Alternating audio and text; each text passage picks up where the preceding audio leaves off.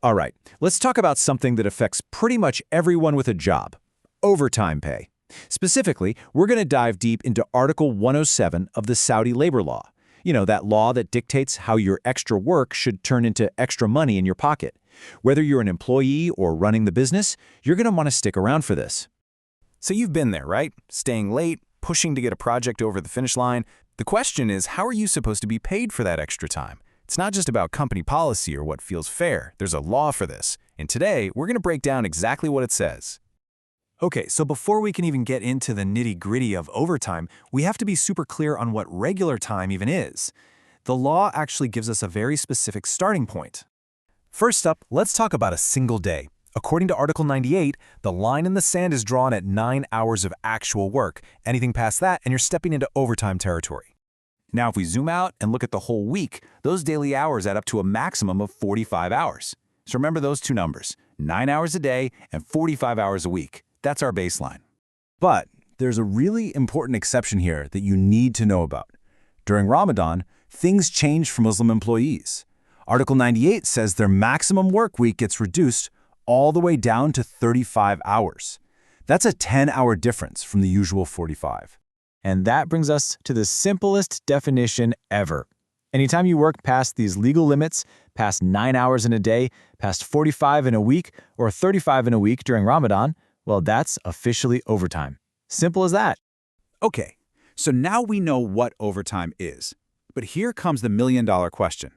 How do you get paid for it? For that, we turn to the star of our show today, Article 107, which gives us the exact formula. Now hang on, before we jump into the math, we have to understand this one key term, basic wage.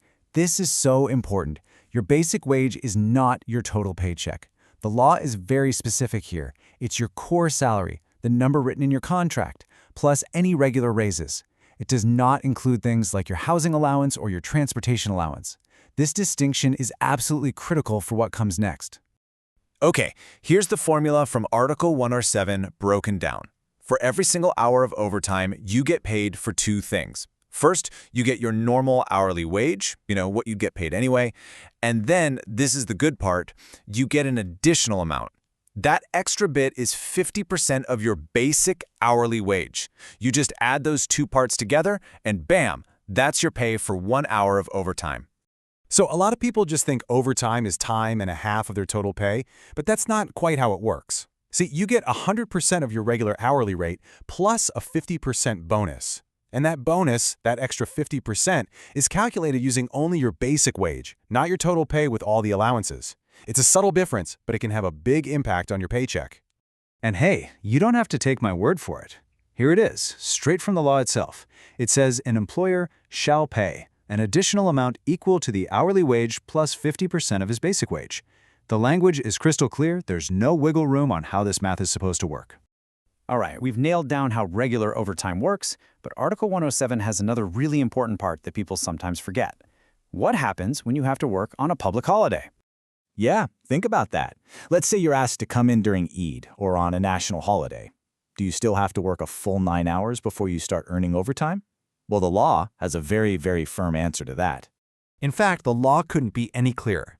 It says, and I quote, "All working hours performed during holidays and Eids shall be deemed overtime hours." Pay attention to that word all. Not some hours, not hours after a certain point, all of them. So let's really let that sink in. On a normal workday, your overtime pay doesn't kick in until hour number 10. But if you work on a national holiday, that overtime clock starts ticking the very second you clock in. You work for 1 hour, that single hour is paid at the full overtime rate. It's a totally different ballgame. Whew! Okay, that was a lot, I know. So let's just take a breath and boil it all down to the absolute must-know points, the stuff you really need to walk away with today. It really just comes down to three main things. First, know your limits. 45 hours a week or 35 during Ramadan. Second, understand the math. It's your hourly wage plus a 50% bonus that's based on your basic salary. And third, and this is a big one, never forget the holiday rule. On those special days, every single hour is overtime. And that brings us right back to our original question. Now that you're armed with the facts straight from the labor law, maybe it's time to take a quick look at your own pay stub. Are your extra hours being paid out correctly? It's definitely a question worth asking. Thanks so much for tuning in.